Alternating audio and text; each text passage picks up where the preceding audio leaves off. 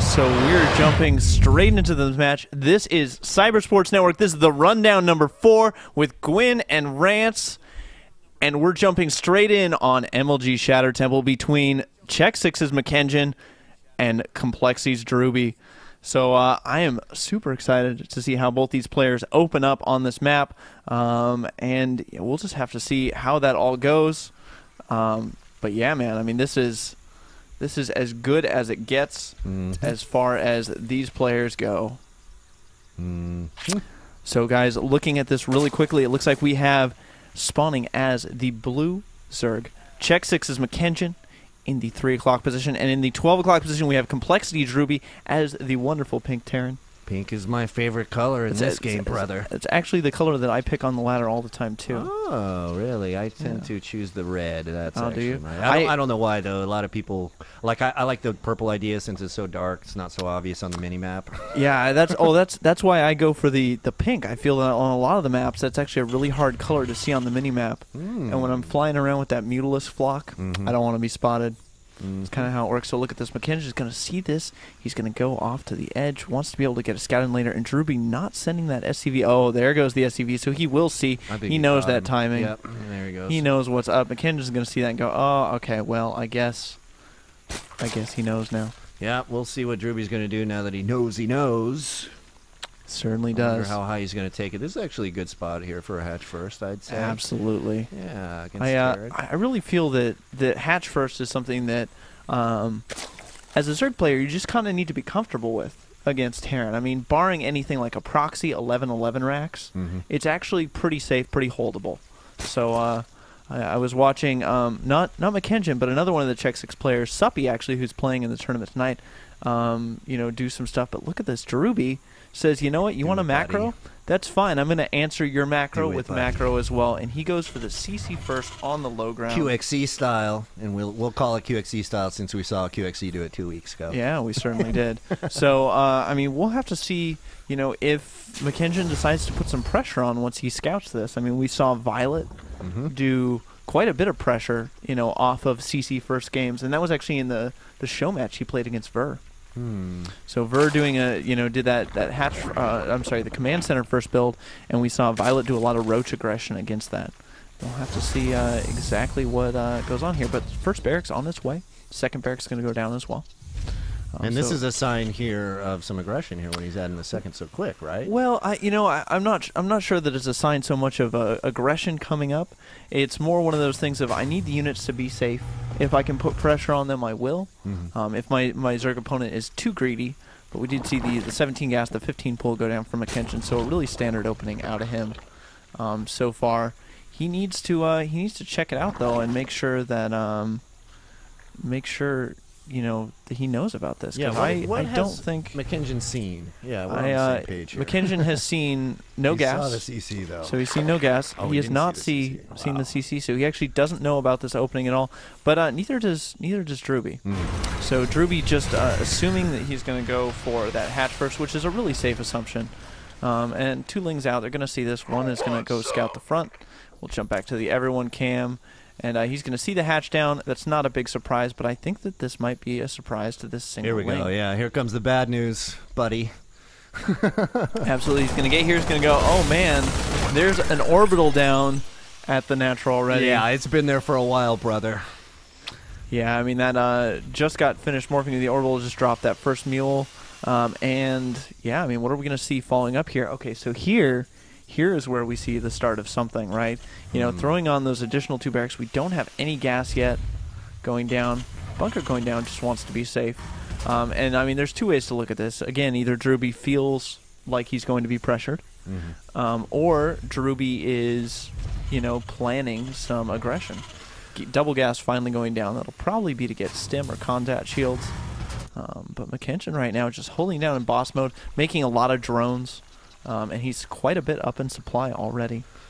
Yep, you can see Ling speed about halfway done there, as well as an Evo chamber going up there for Zerg. And look how good that inject was, man. He had right popped off. Point, yeah. It was at 24 energy. He spit at 1 energy.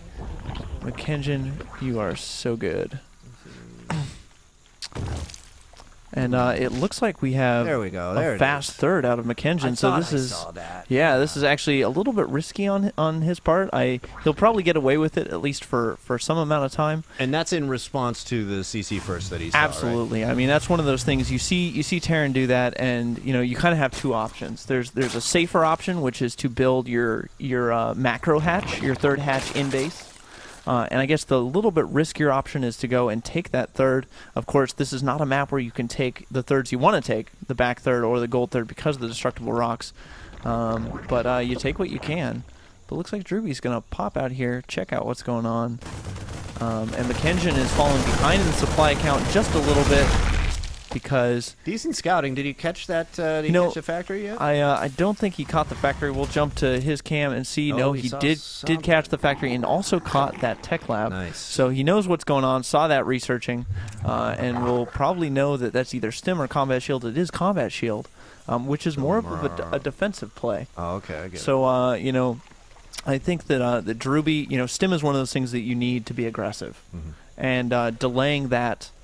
Is definitely a sign that he's going to turtle back, probably going to take a third. Would not be surprised to see a third going down as soon as he gets some tanks up and going for the starport as well. So he might cover that third going up with some drop aggression. In the meantime, McKengen's got this third established. He's got his queen there already, and he's going lair. Actually, he's going double lair. I think that's a mistake. I'm pretty sure, but hold on, we have a big move out. So no, this actually might be just a combat shield push here. Yeah. And McKengyn, the nest is nowhere near completion. Yeah, McKengyn is going to need a lot of lings to deal with this. This is actually a very scary push. DJWheat might just take this game right here. We'll have to see. Engaging, and that's not a great engagement. Spinecrawler is definitely going to go down. Eek! Combat shield is finished. Ooh, look at this out of DJWheat. Just kind of waltzing in here with some great micro. All the drones getting pulled off the line, and this might be the end of it for McKengyn here. DJWheat with a great timing on this attack, taking out another Overlord supply, blocking him either further. The first layer finishes, the other layer in the main has already been finished. But yeah, I mean, this hatch is definitely going to go down. Yeah, he doesn't have anything to deal with it right now, and he needs that. He needs a Baneling nest to get done. He's got 7 Banes on the way here, which may be able to take care of this team here, but not before they drop that expansion layer. Absolutely not. That does go down, but the Baneling's coming down the ramp. He loses his whole force. He did a lot of damage, but still does not want to lose that army. He did lose it, but of course, he's got the tank follow-up coming. Is siege mode on the way? Yes, it's about a third done, and McKengyn now not in the best position, not in the position he certainly wants to be. He's got his double evos up. He's got his layer done. Do we see any layer tech on the way? No, we don't. Yeah, not even Bane speed, which is kind of interesting. Let's check the numbers here for a second, though, if we can. What do I do here? There we go. 57 to 51 in the drone column there. I was expecting it to be a little bit worse. What I was really trying to figure out, Gwyn, was like how many drones did he lose in that little... Oh, absolutely. I mean, we can pull that up right here. So he actually only lost 2 workers. He didn't lose any workers, so it's actually not that bad for him. Yeah, not as big of a deal as you might think, but losing that expansion definitely hurts. He does have this early third, though, so he's not as far behind as I think DJWheat hopes he is. But, I mean, the food already, a 20-25 food differential, and we're about to see some drop aggression come out of DJWheat. So DJWheat is about to push the pressure on. McKengyn looks like he knows. He's got the lings in the main waiting for that, and a pretty good Overlord spread spotting for that kind of thing. All right, well, let's take a look here at the production tab here again. You can see the replacement hatchery at the natural expansion about to finish up. And with a nice probe transfer, that should put him back in business, but he's a little bit behind. You can see also a nice little Terran push thinking about coming out, but most notably here, we've got Burrow going down for the Zerg about to complete. Absolutely. I mean, this is one of those things that for so long people have been saying Zerg needs to do, and Zerg is finally doing it. They're finally getting the Banes. They're finally using Burrowed Banes. There Look at that. The Burrow goes down. Now, I don't like the placement of these Burrowed Banes from McKengyn. This is actually somewhere where DJWheat is probably going to scan. Yeah, just to clear out that creep tumor. Right. But hold on, we're going to see just a little bit of drop aggression here from DJWheat. Did he scout the third? He did. Oh, he doesn't know it's there. He's actually rallied to take out this third, but there isn't a base there. But I think he's going to figure out real quickly, hey, wait a minute. There's a base where I thought the base was going to be. So this expansion needs to pull drones. No, he's got the lings coming in. Lings there, very nice. The pickup, is he going to go back here? Probably going to look for another base here, but there isn't one. we're just going to stop here and heal up a little bit. And, you know, Mkengyn clawing his way back into this game. If he can get that 4th gold rocking pretty good, I think he's going to be in good shape. But you can see on the Terran side, gold base about to get sat down. Absolutely. I mean, and this is one of the dangers, in really any matchup against Terran. You know, Terran is so efficient with those mules on gold. You really have to be careful once they get that gold base out. SCV transfer complete here to the gold base, and let's just watch the incomes because we can. Let's just see it happen here. Yeah, I mean, and look at that. DJWheat ahead in the worker count as well, so, I mean, that's just super ridiculous. What his income can skyrocket to. Got some load ups happening in the main base there, Gwyn, and it looks like Terran's going to move out with some medevacs. Absolutely. See, actually, quite a big drop. Ooh, big force. I'm actually curious where that is headed to. Yeah. It looks like he's going to come back. Huge Ling run in. He's going to pick off some tanks. That's actually huge to pick off those tanks. That's going to make his infestors so much longer, as we do see infestors on the way. Pathogen glands just finished up. Would not be surprised to see him go hive really quickly off this. He's got 2-2 finished for his Lings, so his Lings are super efficient. But hold on, that's an absolutely huge drop moving out. Yeah. And where is that headed? Is he going to siege up this base right from the high ground? Yeah, he's going to finish off this base once and for all. Absolutely. Ooh, I like the old school beta style cliff action here. Yeah, he's got the spine crawler on the low ground. I remember Fruit Dealer did something similar to that once upon a time in a GSL. We do see quite a few burrowed banelings here trying to catch that move out, but look at this. DJWheat, he's just sitting back. He knows when this is going to happen. When he's ready to push out, he's going to drop that. He's going to distract his opponent, pull their forces back, and then use that time to secure his path to the middle. Will he get hit by all these burrowed banelings? We'll have to see. No, looks like he's just going to go for another drop. Oh, he missed it. And he missed it, and I'm surprised. Oh, he's waiting for this one, perhaps. Oh, come on, Mkengyn. Yeah, that's what I'm talking about. But hold on. Son? We've got the siege up on the May ground. That spine crawler is going to go down. No, not before it takes out a tank. That is absolutely huge. Looks like he will be able to take out those tanks. Marines, though, stimming down. And I mean, we saw a little move out, another drop here. That got cleaned up as well. I was trying to focus on so many things at once. Yeah, there's a lot hitting. There's a lot hitting the fan right here, you guys. Just to give you the overview, gold base just finished for the Zerg, 4th base for the Terran up in the 3rd position up there, and you can see mad units just all over the place right now as Terran trying to harass and keep the Zerg from blowing things up. It looks like Mkengyn has battled back into this, though. He certainly has. I mean, that baneling hit in the middle was absolutely phenomenal on his part. Additionally, I really feel if you're behind in a ZVT, the big thing you need is infestors. Because infestors and banelings are those units which can just get those money hits off on your opponent and do so much damage. I'd love to see a fungal on that.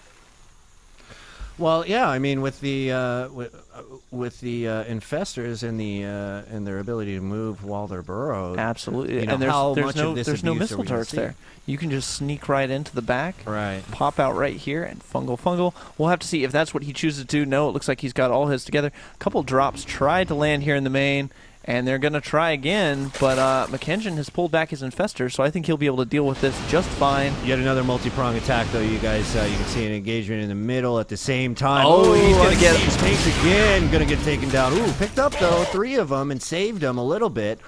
They are going to leak some Lings into the gold base over on the Terran side, too, though, and that's going to be a problem. Meanwhile, tanks in the main base of the Zerg. Big fungal going down.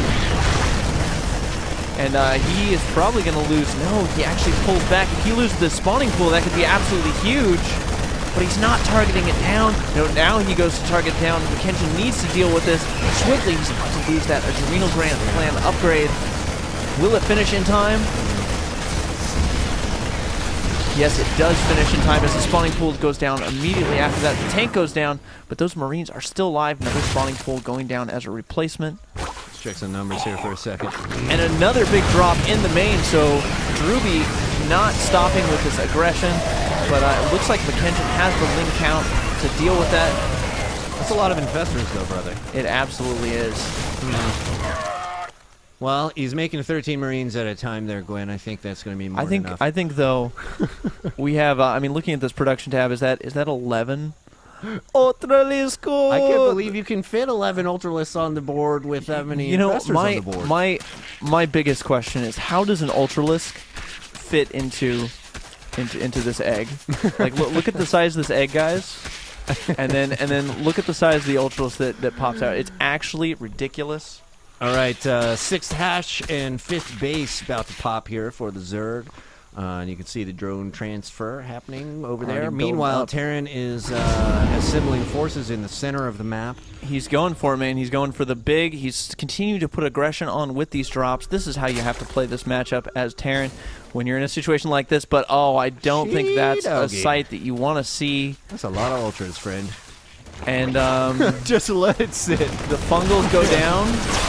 Oh, boy. And that Medevac's going to go down as well. And here he just goes. Now, this is going for it. For the Ultras, is it not, or are they strong enough? I mean, the Ultralisks are so ridiculous. Wow. And there's Fungals going down as well. I mean, look at the upgrades on these guys. He's fully upgraded. The +3 not done for the Terran just yet. I mean, DJWheat has a great spread on his units, but I mean, this is just scary. You can see 6th command center at the 5th location going down for the Terran as well, but this army size of the Zerg is giant, and it's going to take a very, very legendary effort to hold this one up here, I think. Ooh, Fungals going down on the defending Marines there. Ultra's going to come in and clean up the rest of it here. And the Infestor Ultra combo proving to be quite effective here in this situation as this all the SCVs coming out. Woo-hoo-hoo. Big party here at the Terran base, ain't it, Gwin? Zerglings, of course, do so much damage when they have all these upgrades. And, I mean, Mkengyn really bringing the hurt. 60 links in production. Says, this is the time to end it. I have hit my go point. I'm just going to continually remax a whole ton of infested Terrans. Those siege tanks right there need to go down, and then it's going to be free reign for the Zerg in the base here. They are down, and now the Zerg 60 wings are going to come streaming in here. And I can't believe DJWheat, after that amazing start, is in this position right now. No, absolutely. I think the biggest problem here for DJWheat is that he didn't spot that 3rd base soon enough. Mkengyn took the fast 3rd. He was able to kill off the natural because of it, but Mkengyn actually wasn't very behind when that happened. So DJWheat with the sad face, the GG jumps out of the game. And that's what we shall do as well, friends. And guys, we're going to be going to commercial break really quickly here, and we will be back with more StarCraft action in just a moment.